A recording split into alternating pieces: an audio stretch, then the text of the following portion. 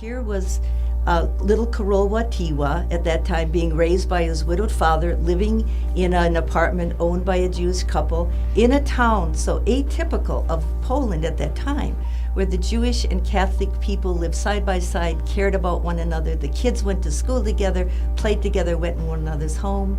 And then that friendship between Mr. Kluger, Jerzey, and Karol.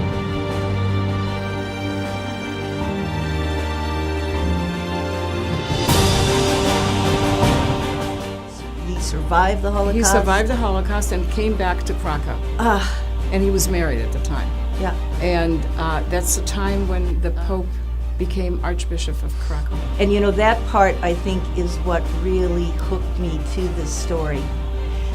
I just can't imagine what those two experienced when he picked up the phone and the Archbishop Karol Wojtyla said, "Is that you, Jerzey?" Oh, my word. Yes. And he said, "Is that you, Karol?" And the friendship just went on from there as if it had never ceased been interrupted. The Pope becomes Pope. Mr. Kluger's family has the first audience, and then he does that shuttle diplomacy for him as personal emissary and lays all the groundwork for that reconciliation between Christians and Jews.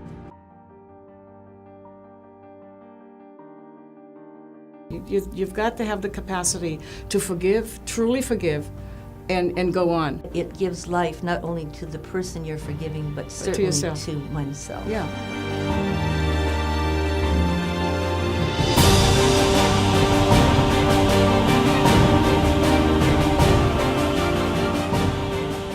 See A Blessing to One Another, Pope John Paul II and the Jewish People, October 26th through December 11th at George Washington Carver Museum and Cultural Center.